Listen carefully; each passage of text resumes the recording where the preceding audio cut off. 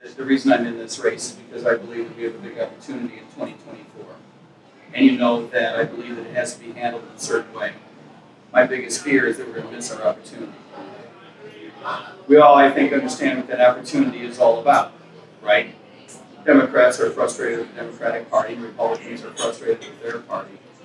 And for cause. First of all, each of those parties has crappy leadership. I don't think we need to. I don't think this part of the talk requires a great deal of time. I think we're all on the same page. I think it's also true that each of those parties has left behind the agenda that it used to pursue. When I was in the suburbs of Chicago 716 years ago, the Democratic Party would once in a while be able to scrounge up a couple of anti-war candidates. Not really the case anymore. RFK is the closest thing that would pass for one in the last generation, right? The Republican Party used to have a few folks that you would probably characterize as fiscally conservative. That's not really the case anymore. So for a lot of reasons, there are a lot of people out there who feel like they have been left behind by their parties. It is also true that there are a number of people that don't characterize themselves as Republicans or Democrats, who are not only open to a third party, as they always have been, but are much more motivated in this cycle than in the past. And I believe it's for reasons that play into our wheelhouse. I think more and more Americans are aware of what I would call two different things. Maybe we can call it one thing. A lot of the problems we have in the United States are the result of bad public policy. Inflation just doesn't grow on a tree, for example. We weren't cursed by some witch to get this $30 billion of debt at the federal government level that people are going to have to pay for. That's the result of bad public policy. That's the result of bad decisions. The other thing, which I think is highly related, but maybe goes in a different bucket, is that our two-party system seems to have found a way to foster a tremendous amount of authoritarianism. Increasingly, we can all argue round or square when this started. And I would argue that we have lived in a post-constitutional nation for generations. But I would also argue that that is increasing and even accelerating. We can all, again, argue about what the dawn of this era was and what the causes were. But it is pretty clear that each of the parties has adopted as its primary objective keeping the other party out of power. That's where authoritarianism comes from. It's where it comes from in other nations, in other democracies. It's the sort of phenomenon that we thought wouldn't happen in the United States. When I was a kid, right? We thought that that's the sort of thing that wouldn't happen. And it has. Not only is it going to happen, it is happening. Not only is it happening, but to a very large extent it has happened.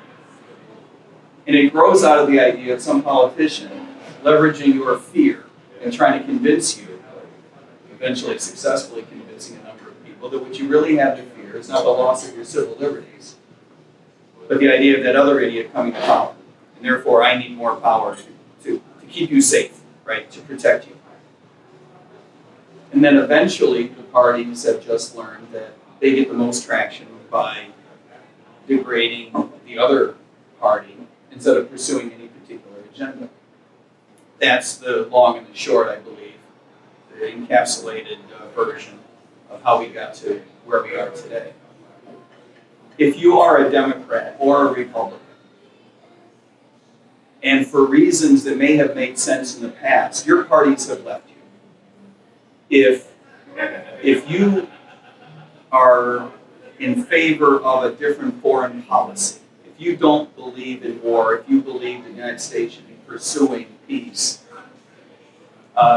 you're a libertarian. You are not serviced by the Democratic or Republican. If you have a problem with inflation, your parties have left you. If you have a problem with the debt, if you are interested in entitlement reform,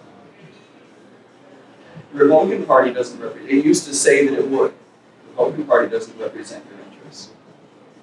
Even if you're a Democrat because you care about what it is that entitlements were intended to do, you are no longer served by your party. It is now clear that our entitlement system does not help the people. The most most disadvantaged, the most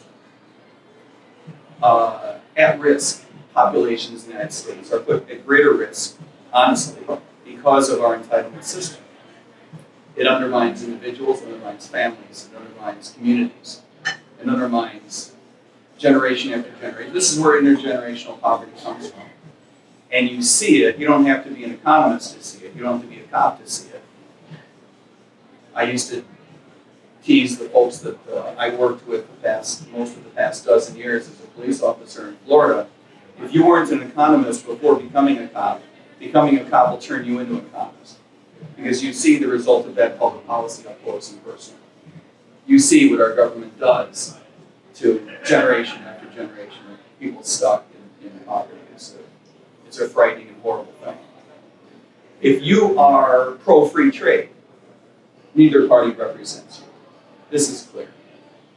If you don't agree with the industrial policy of the federal government, you are not going to be led back to normality by the Republican Party or by the Democratic Party. If you believe in police reform, the Democratic Party is not going to do you a damn bit good, right? Defund the police is not the same thing as police reform. Police reform is hard work. If you're a Republican and you're just shouting back the blue, a Republican is not going to lead you toward police reform. It's not going to happen. Just not going to happen. If you believe in bodily autonomy, you are served by neither party at this point. If you don't believe that your government has the right to tell you that you have to take a vaccine or you're going to get fired, you're going to have to shut down your restaurant, as wonderful as it is.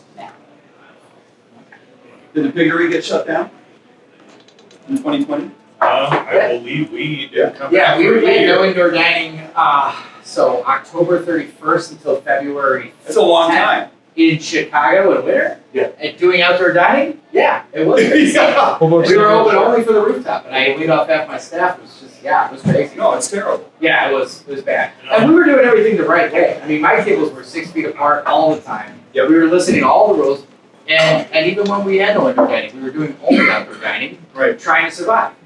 I mean, it was kind of insulting to think that we couldn't do it the right way. It is We were insulting. doing it. Yeah. And you know what, that's well put, because it's not just an economic matter, it's an ethical matter. Correct. So if you're not into that, the Democratic Party has left you behind, because at no point does the Democratic Party look back and recognize that was a mistake. That has to send shivers up your spine when you think about future crises. And I don't know what those are going to look like. I'm guessing we're going to have a battle over how much money and how to spend it over climate change, over green technology. Fill in the blank, right? If you believe that you ought to be able to do whatever you want with your body, the Republican Party has no interest in representing you. This is just the way it is. And we probably shouldn't even discuss this week, or this year, the past few years. We shouldn't even probably have a discussion about the peaceful transfer of power. Because if you're interested in democracy as an institutional matter, you are not represented by the Democratic Party. You are not represented by the Republican Party. I would argue that neither party does anything to even try to win your confidence other than saying the other party is worse than we are. Which is quite a competition, really. When you have the Democratic They keep Party, proving themselves right year after year. Year, right? And you know, the Democrats act like Donald Trump invented this idea of undermining the peaceful transfer of power. You know, Hillary went 2 years claiming that she was cheated, robbed, suggesting that we needed to change the Electoral College, calling his presidency illegitimate. The lawsuits. Was that 2000? You want to talk about the lawsuits? I think she's on year 7. Well, yeah. She hasn't stopped that. But for 2 years it was robust, like with attorneys. So yeah, Donald Trump certainly didn't invent that idea. He just took it to the next level, and it does. Everything Donald Trump did, he learned from the Democrats. He did. He learned. He certainly learned the attitude, right? He may have developed a couple of new techniques, but the attitude was groundwork already tilled. There's no question about that. And so I think that we understand not only the opportunity, but what I would characterize as an obligation. If we're waiting for a Republican to lead the charge back toward the Constitution, and I'm going to guess that there are a lot of people in this room who believe we need to go further than fight our way back to the Constitution, one step at a time. You're waiting for something that's not going to happen. It's not going to happen. There's no such thing as a Democrat who's going to fight for your First Amendment rights, for your Second Amendment rights, for your Fourth Amendment rights, for your 10th Amendment rights. It's not going to happen. So in that sense, we, as I often say, the philosophical descendants of the people that wrote the Constitution and the Declaration of Independence, that put together our government for only one legitimate purpose, to protect our liberty. We all might argue there were other reasons the government was put together, but that was the only legitimate one. Nobody in the 18th century sails across the Atlantic Ocean for any other reason than liberty. As the philosophical descendants of those people, it is our obligation to get this right. We do not have an ethical option to screw this up. I believe that there are certain things, a certain number of things that we have to do right that we have not done in the past. The campaign that I'm running is very different than the campaigns we've had in the past. That's not to say, I'm the only one that can figure this out and I have solved, Rubik's Cube for the first time and that you shouldn't listen to anybody else. I don't mean it like that. But I do mean that if you liked the campaigns that we had in 2020, 2016, and 2012, you're going to be really disappointed with mine. We are running on a platform we call the Gold New Deal. It's full of most transformational ideas. The reason we believe it is absolutely imperative to run on a platform that is so transformational, so principled, so libertarianism hard, so policy forward, is both, and I believe this is absolutely critical, it is both because it's the right thing to do in terms of branding our party, but it is also the right thing to do strategically to gain the most attention. It is not true that to get the most votes possible, we should run a milquetoast campaign. That is not true. There are those who say that. There are still people in our party that ask me, which is it going to be? Are you going for the most votes? Or are you going to try to brand us the way that we want to be branded? If we have learned nothing else from the past 3 cycles, we should have learned that it's the same thing. That if you run an unprincipled, if you're out there saying, and I know sometimes I get this wrong, so Gary Johnson, I'm fiscally conservative like a Republican and socially liberal like a Democrat. If that's your shtick, stay home. It doesn't work in terms of getting votes. It doesn't work in terms of getting media attention. All the things that we need to do. It doesn't work. Most Americans, although they wouldn't characterize it as such, most Americans have a libertarian streak. They don't know how to spell libertarian. They certainly don't know how to spell libertarianism. We're the Libertarian Party. We're the Libertarian Party. We're the Liberal Party. We're the Libertine Party. But most Americans will recognize in themselves common ground with us. That laundry list I just gave you, that's 9 different core issues. I can't predict which ones are going to be hot next year. I would predict that, like most cycles, it's going to be the economic issues. But they're not merely economic issues to us and to the American people. It's a matter of ethics and values. People are not looking for, I need a solution, to my pothole filling, my sewage drainage, a tweak on the third income tax rate category.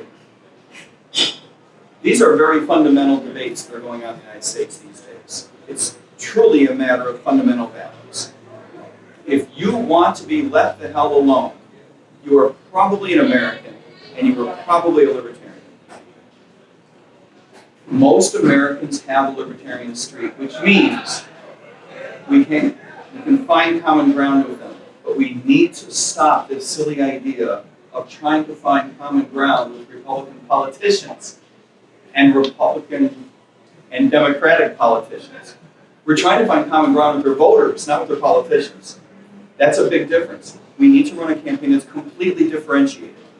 There cannot be a mistake. You should know what it is our party stands for. You can hate it if you want. And remember, we're not going after 100%. We're not even going after 50%. But we're sure as hell not going after 5%, or 3, or 1. Libertarians, which is to say most Americans, will give us a look.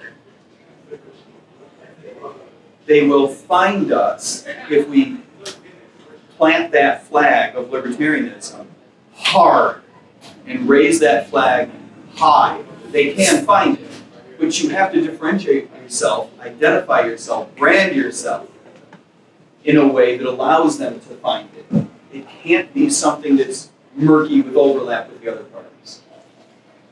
We have to give people that opportunity, and they will. We're not going after 50%. Remember, 37% wins. I recognize that 33.4% could win. 37% does win. That's a profound statement. And by the way, remember that in all again, I can't predict the future. But if nothing changes over the next 10 months, which is a stupid thing to say because everything changes like every hour, especially in politics. But if nothing changes over the next 10 months, next June 1st, it's going to be down to a guy under multiple indictments who already proved in one presidency that he's not interested in bringing troops home or pursuing free trade or reducing spending or any of that. Oh, and parenthetically, and this is the one, no one takes this as being important, but I do, so I'm going to exercise my latitude here while you're my captured audience and mention it. This is the one that bothers me. Recently found civilly liable by a jury for a sexual assault. I got to be honest, that one bothers me a hell of a lot more than these documents that, you know, I didn't declassify and I can do whatever the hell I want with them. Okay, that one's stupid. The sexual assault, that one I find fundamentally problematic. Okay, so come next June 1st, it's going to be that guy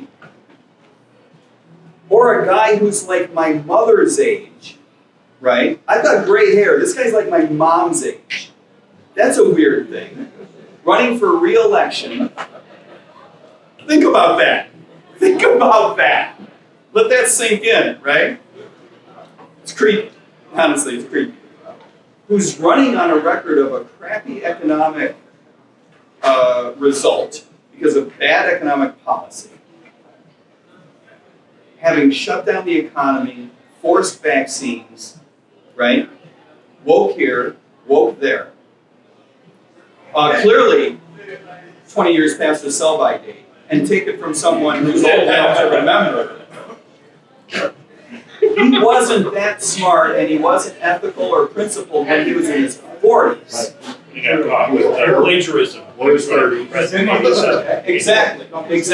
Okay, I'm old enough to remember. so it's going to be down to one of those two guys and me. So, yeah, I recognize that a libertarian winning is a weird thing. Don't tell me those other two things aren't weird. I can virtually guarantee something really strange is going to happen. I don't know which one of those three.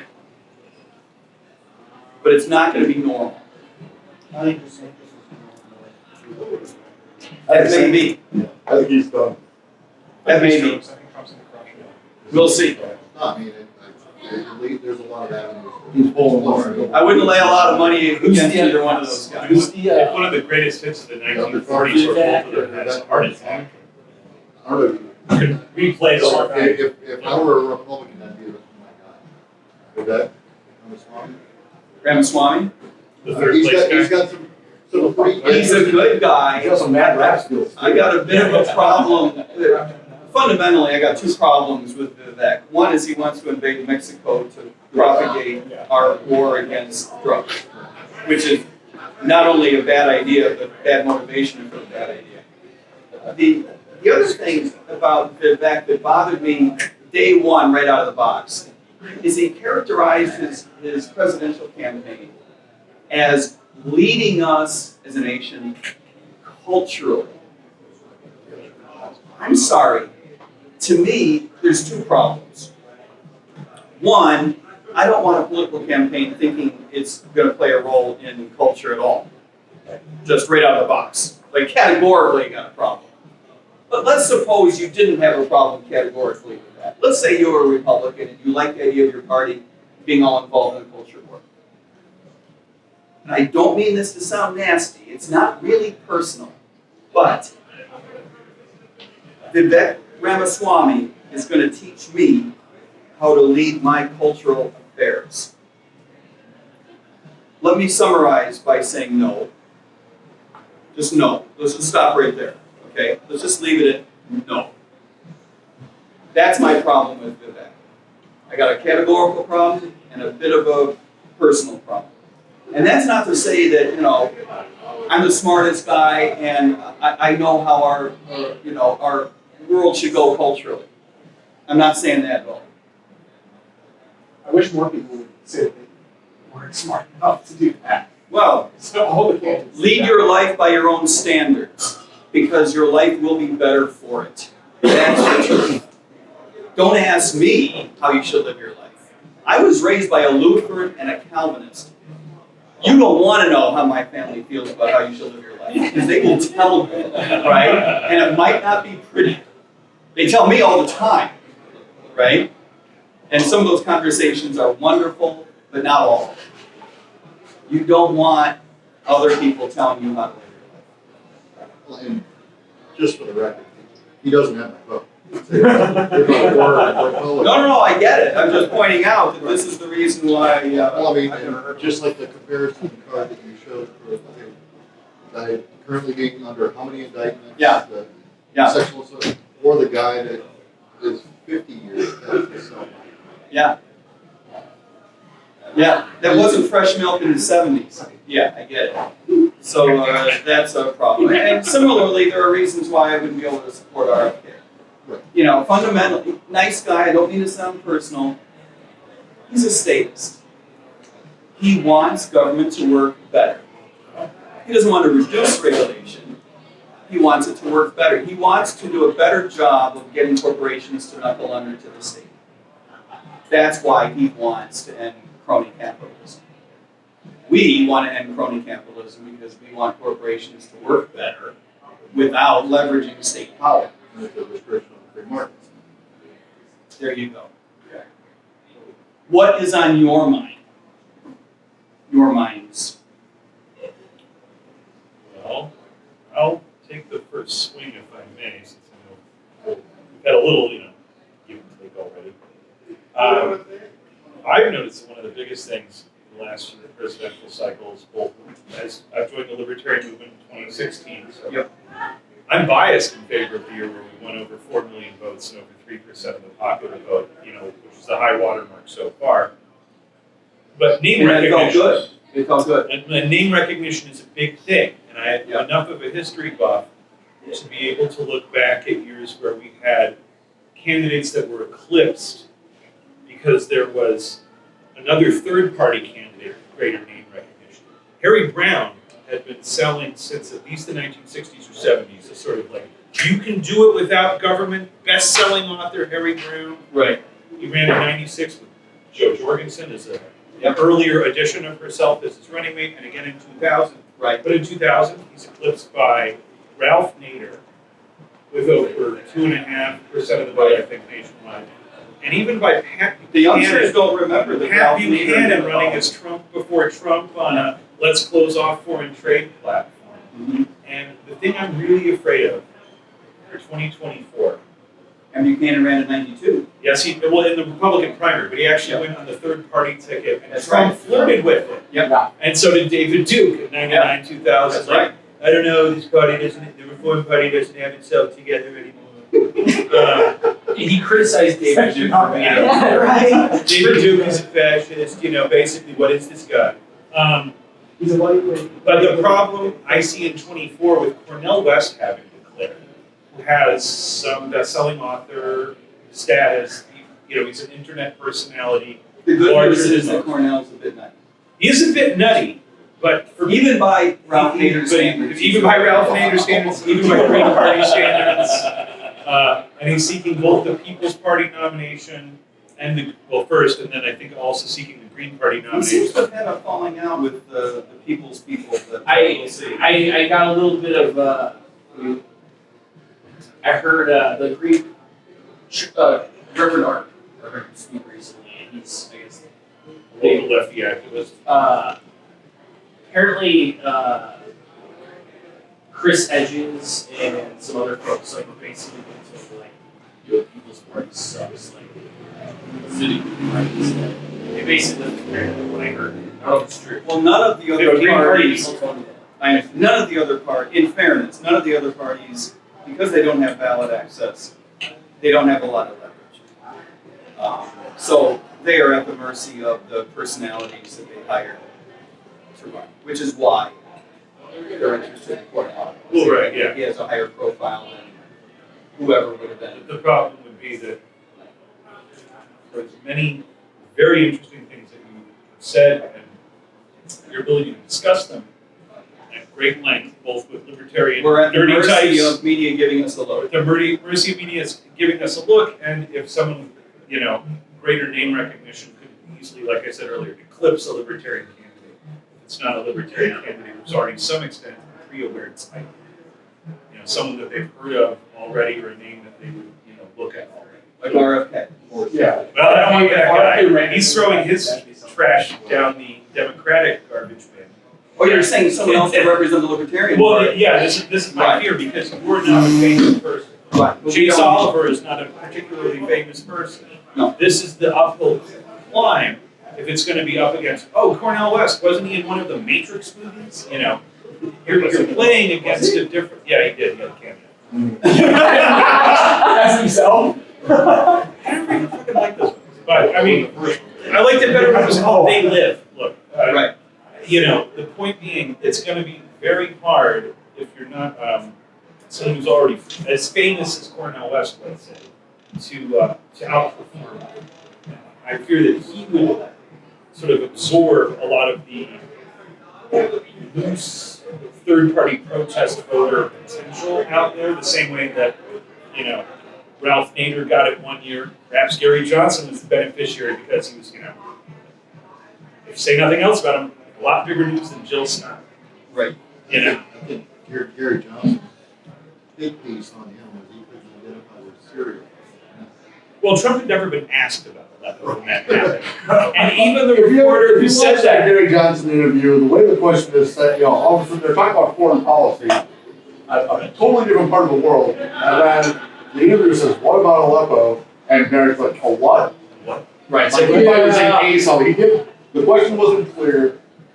And you look like he was doing an acronym, LFO. Yeah, he's like, is that one of those acronyms, the American Conversation, and then after that, he was terrible at damage control. He was as genuine as the day is long. Right. Faults, Well.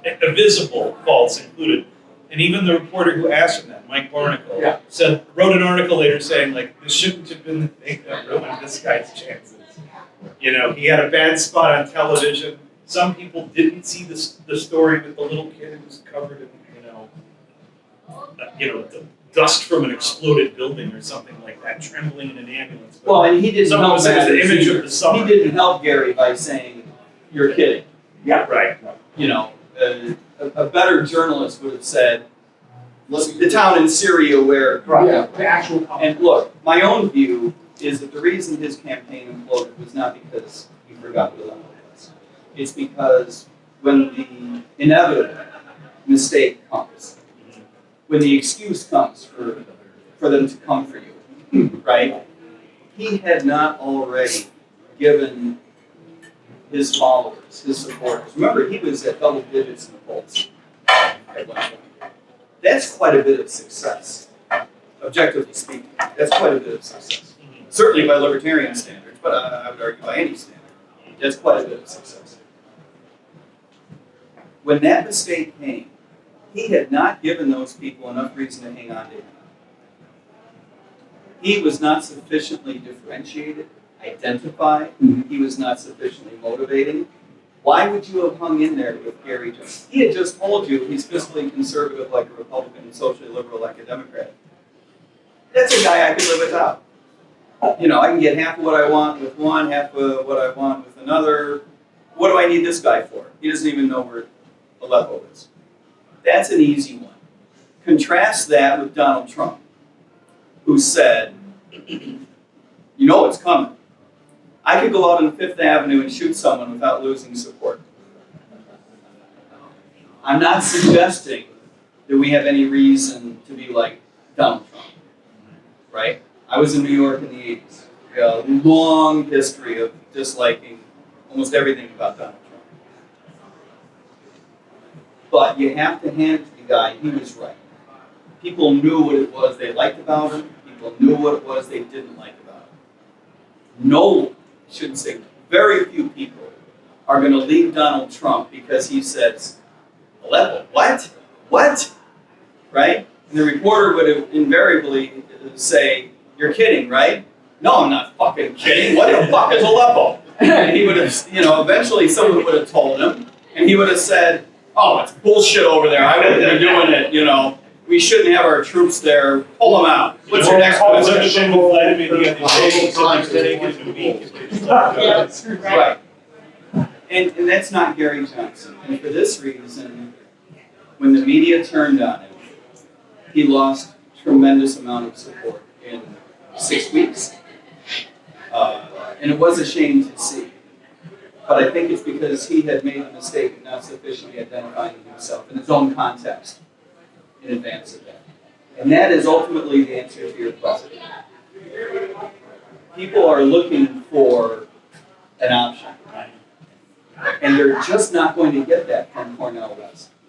Say what you will about his fame. And by the way, I think someone could give you a little pushback on how famous Cornel West is. Not a household name exactly, but Well, the other side of the table wasn't even aware that he was in this movie, right? So, that movie's old. I don't think you will. in fairness. But that fame is not going to get a lot of attraction when what people are looking for is something that's very, very different from what the duopoly has produced.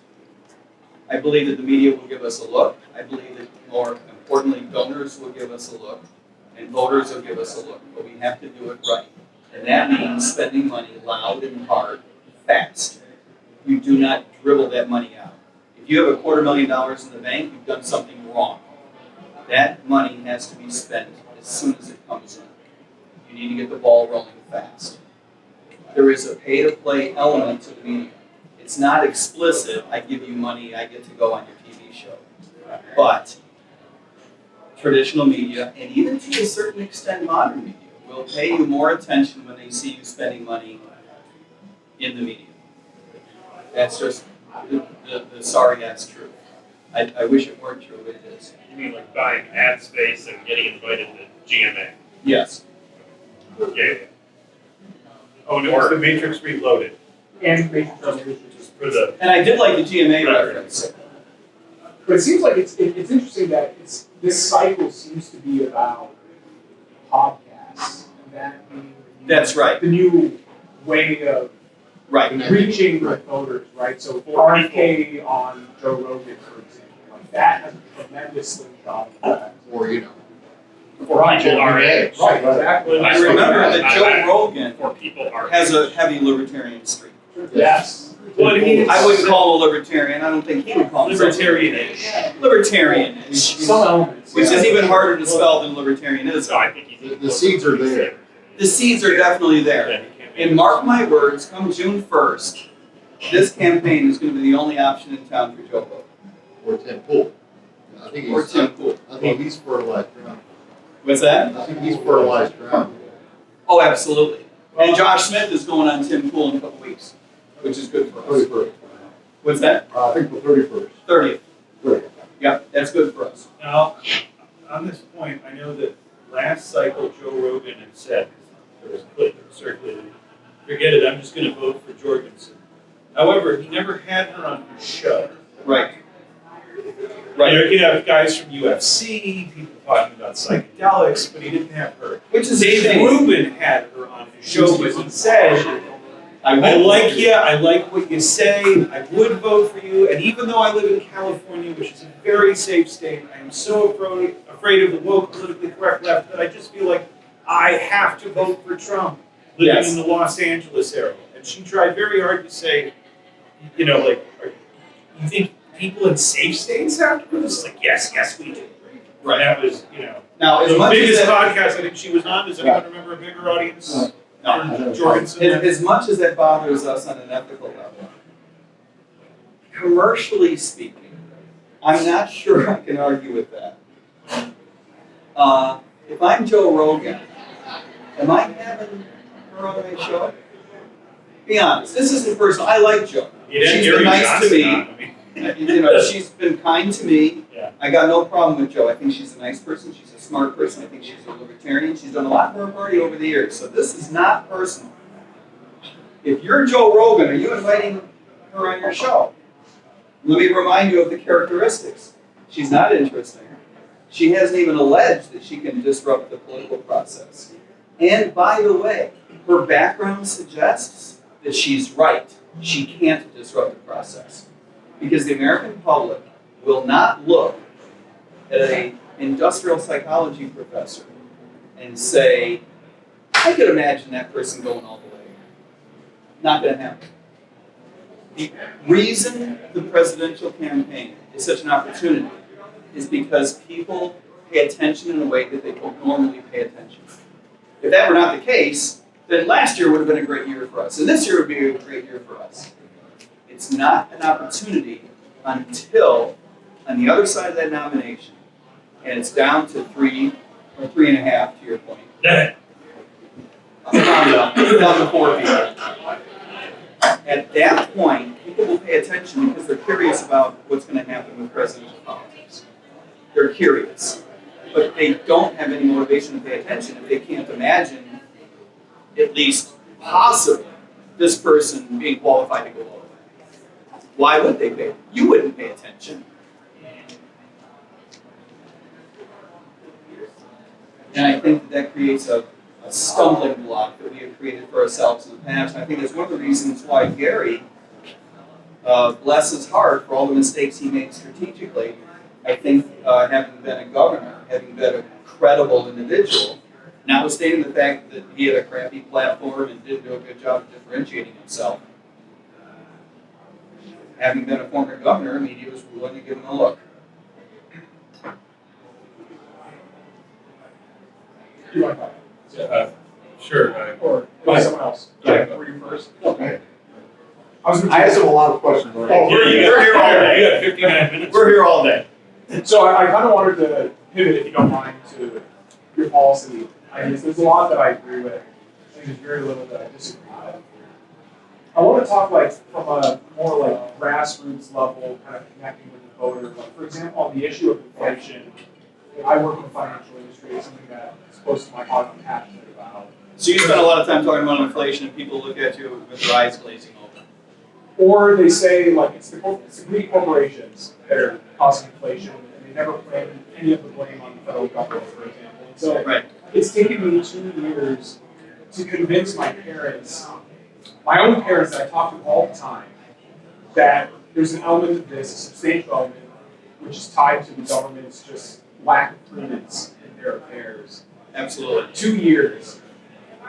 And they're already prime, being in their 60s, 70s, having seen some of this. Sure. And so I guess I live in the neighborhood adjoining Adam's neighborhood, and I would characterize the average person that lives in our neighborhood as being much more progressive Yep. than certainly the group in this room. Yep. And so from the standpoint of they're probably not even primed at all for the message. Right. or they're like completely blocked off and unwilling to even pay attention. Right. When they would stand so much to gain from doing something different. So I guess my question to you is like, how do we break that blockade? First of all, let me say I agree with you. It's hard. I have been accused from time to time of sounding like this is easy. And if I say anything that leads you to believe I think that this is easy, I've misspoken, because it isn't easy. And by the way, you're not going to win them all, right? There are some people that just almost refuse to believe that inflation is the result of anything but greedy corporations. And in that sense, it's almost, a form of religiosity that it's going to be very difficult to overcome. So, having said all of that, I think that you need to be able to point out to people a couple of things that are true. Administrations come and administrations go, and no matter how you replace the leadership, we still have waves of inflation, sometimes worse, sometimes horrific. But replacing the leadership doesn't do it. We have a structural, institutional, fundamental problem with the way that we control money in this country. And for this reason, we need to institutionally replace how the Fed conducts monetary policy. Personally, I would argue replace the Fed completely. But you're speaking to your parents, so as not to make their hair stand up, you might say, we need to replace the way that they do business, which I think is the first step. You take away their discretionary monetary policy and replace it with a rules-based system. It's not that hard to do. The president appoints the governors of the Fed. You need to appoint economists who are devout Milton Friedman followers, even if they don't know it. But people who are committed to the idea of controlling the monetary base, right? And doing so with a rule rather than putting your thumb in the air and feeling which way the wind is blowing. Because that's where these problems come from. And get rid of the silly idea that the way this ought to work is to lock a dozen people in a room and tell them that the target is 2% inflation and see what they come up with. That is a crappy way of doing it, just on its face. I don't know. Honestly, I'm surprised it's lasted as long as it has. It is not easy. I have a better shot at it, not only because the other parties suck at it, and not just because we've had rampant inflation the past 3 years, which we've had, especially the last 2 years. And I realize it's dampening now, but it's on a lot of people's minds.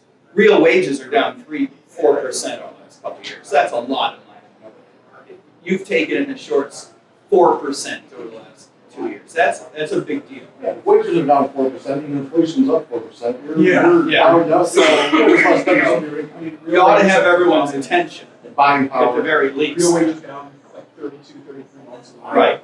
And the other thing that needs to be said is that you don't get a lot of traction by being a crazy person setting your hair on fire, standing on the balcony and screaming. I've worked with the Fed for, Mr. Lewis has tried it. I've worked with the Fed for a long, long time, not as an employee. I've met with the Fed board itself. I've met with the Fed board in the boardroom.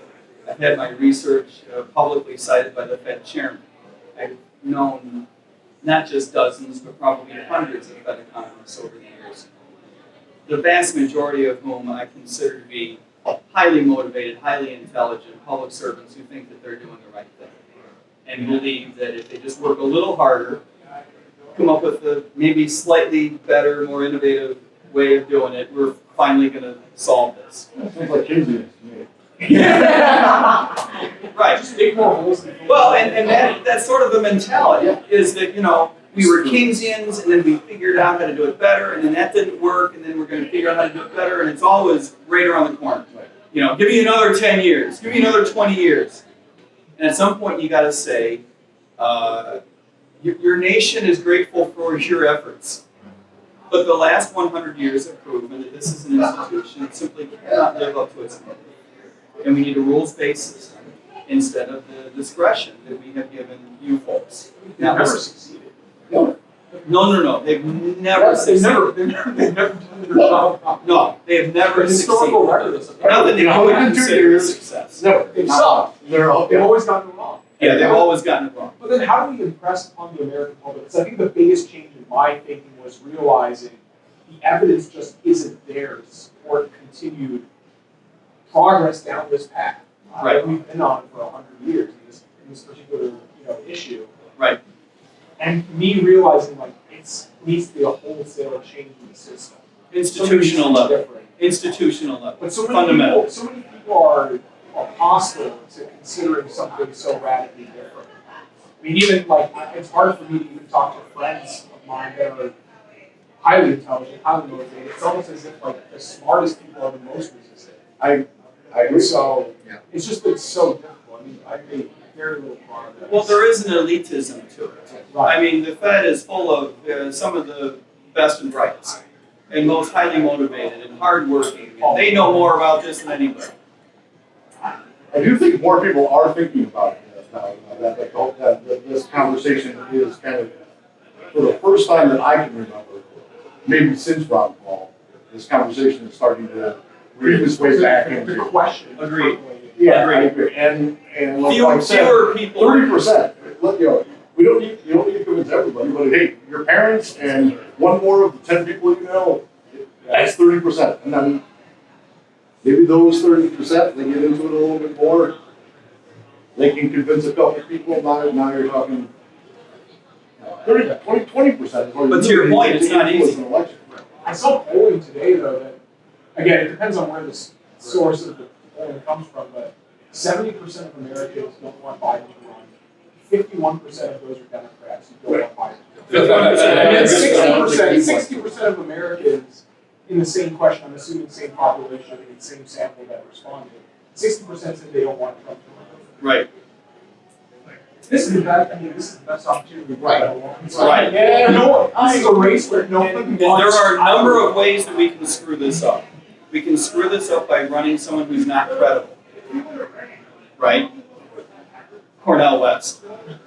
That would be a problem for us because he would get to 15% in the polls, say something moronic, and we're back to zero. We could fail to run a differentiated campaign with actual libertarian principles and values and policy proposals.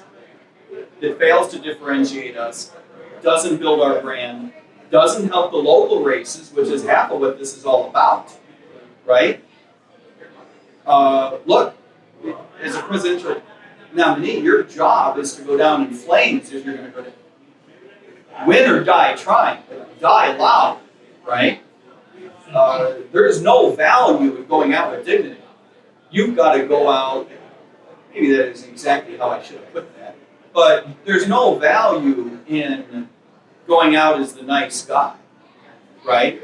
Nobody voted for him, but he sure was a sweet fella. There's no value in that. On an issue that might be a little easier, like one of the things that the first few walls that I hit with my parents was they don't want to vote for a loser. Right. They want to vote for the winner. Right. So many people vote And so like how do we, because like I've always been a principle-based person. I'm going to vote for Right. principles, what I believe. Even if Stop that person wasting your vote. Vote for your Right. ethics. How Vote do for we your convince them values. to Vote for vote First, got to yourself. convince them that voting doesn't really matter. I would tell them that You don't. You've got two losers or a libertarian. not necessarily voting for the winner means you can study. I told you so. Right. Like it's not about that we got you at the end. I've seen some people strike me today, before we go back to Mike on that. My mother had voted for Ross Perot in 1992 and 1996. So when I gave her the hard sale in 2016, like, look, you voted against the two-party system before. You can't sign off on this, Right. like neo-fascist It's gotta be a toilet win. scum. This is your time to vote for a guy who is actually a governor. You might disagree with him on abortion, but you know what? You're a grown-up. Hold your nose and vote. And this is And now she's on MAGA. Yeah. Oh, And now she's a MAGA voter. Which we be careful what understand. you wish. No, we do understand. You have to understand the backlash. No, she had a against the conscience state. about the sexual morality of a politician when it was Bill Clinton, not when it was this guy. That's how pissed she is at the system. That's how pitchy it is. It's She's gone native in rural Wisconsin. kind of like a fast pendulum swing or a snapback, if you will. Where it's like, all right, this party is leading me the wrong way. I got to go the other way. Yes. Rather Well, than, and she hey, was- let's get back to reality. She was otherwise So- fairly conservative. Yeah, so we need to be able to position ourselves as a viable option. a viable option, but also the anti-state, anti-system. If you're pissed about the way things are going, you're a libertarian. Right. Right? If you're a Democrat who, if you're a Democrat, I'm going to guess it's not because you really believe that it's a good thing to do to go around canceling each other and beating each other and then all talking the same way. There are a few of those people, politicians and media and social influencers, but the vast majority of them believe that we need to do right by the disadvantaged and we need to stand up for the rights of people. That is a libertarian. And we need to give them the option to stay true to those values. We're not asking you to change, just to recognize you got to change parties because your party doesn't represent you. We do. I think people will give us a Well, and I agree with you. I think there's a lot of Democrats but it does take a while. that are Democrats because they hate Republicans. Yeah, And vice versa at the same time. right. You know, it's like, okay, well, You can hate them and be a libertarian. You get to hate them both. Right, you get to hate them both. It's the best of both worlds. You know? Right, and you get to be true to your values. And by the way, if we come out hard and fast and get to double digits within a couple of months, now everything changes. Here's a question for you. One of the other issues with the Johnson Wald campaign was at the end of their campaign, none of the donor information, none of the statistics and research and demographics that were talked about in the campaign were shared with the Libertarian Party. I thought that was strange. Both candidates kept that information. So here's an election where Libertarians did better than we have for years. And all that data, all that work that was put in was for nothing. So next election cycle, the National Party is starting over from scratch. My question to you, there may be a change in leadership of the Libertarian Party. It may be the same leadership. Will your campaign win or lose? Share that information, share that data, show that donor information. Absolutely. As a matter of fact, at the risk of sounding non-libertarian with regard to property rights, I hardly even consider it mine. Right? I mean, if the reason you got it, the reason you were able to collect this information and money was because of the nomination of a party, do you really have the right to say, okay, thanks, this is mine now? And I believe, and this is speculatory, so let's not, I'm just guessing. I like a good conspiracy. Yeah, okay. I'm guessing that those two guys always thought we might run again. Yes. So we got to, competitively, we got to keep it to ourselves. And that we might run in a different party. In a different party. That's a problem. That's a problem. That's a problem. There's also some- I don't think any other party would have me. So my pledge to this party is fairly credible. Jorgensen said it was the political consultants who were reporting it also, and she had shared her candidate. I have more of a comment. Oh, and so he said he didn't have access to it. Well, that if you sign off on Ron Nielsen's contract, if Ron Nielsen wants to keep the data at the end, if that's okay. the, you hire the big guns. I have to admit, I don't But know. Jorgensen had made a point of sharing her campaign data with the National Party in the state. Okay, I didn't mean to cut off I the get vice it. chair. That's an interesting point. More of a comment. It means you need to decide a better contract up front. Animosability says hi. And a what? Animosability says hi. Oh, San Diego She Radical told me to tell Caucus. you that. I'm a bit of an Anna fan. Yeah. I'm not sure you should tell her that. I am too, and I'm sad she's no longer the Radical Caucus chair. Yeah, I'm a bit of an Anna fan. I actually become a fan of the Radical Caucus over time. I have to admit, I didn't start out a huge Radical Caucus guy, but it's grown on me. to such an extent that I could imagine us having arguments in the future. You don't really have arguments unless you're comfortable with the people with whom you're arguing. You get where I'm going? Right. I can see us arguing. But I thought the leadership vote went pretty well. You optimistic? I'm not quite sure right now. I mean, really huge change in leadership, so. Yep. And obviously, the party is kind of, across roads right now. So. The party or the caucus? Both. The party, well, I think I would say a little bit more mostly the party. Yeah, I agree with A all lot of of that. divisions between a lot of people. I agree with all of that. I wouldn't be surprised if each of the three caucuses with which I'm familiar. I don't know anything about the waffle guys, but Waffle House this far north from that. the Mises guys and the classical liberals and the radical. You forgot the fourth, professional wrestling caucus. The professional wrestling The joke caucus. caucuses. I am a Tim McMaster fan. A Pennsylvania former professional wrestler. My guess is that each one of those caucuses is going to go through some change on its own. And the party overall is going to go through some change. I remain optimistic that a year from now, 2 years from now, 3 years from now, we'll look back and say, we figured out some shit that could have not worked out. But I'm optimistic that it will. Just give me a second. Ronald, did you have a question? I do. I'm a peace activist because of Ron Paul, which I met him in person. Oh my goodness. It's a thrill. So, I do have a top power who supports his right, and because of it, I do need a candidate who is trying to reform his own party, because the media is doing everything they can to stop that candidate from becoming the nominee. And so, and because of it, RP Jr.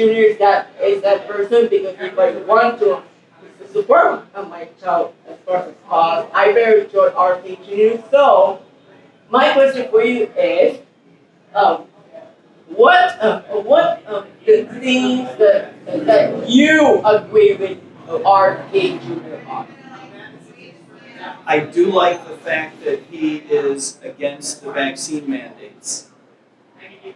That is critically important and an underappreciated issue. However, my problem with RFK Jr. is that I believe that he's against the mandates for the wrong reasons. And for this reason, I don't think he's going to be able to get the squeeze out of that issue that he otherwise could have. I think that the reason the mandates bother him are because he's anti-vaccine.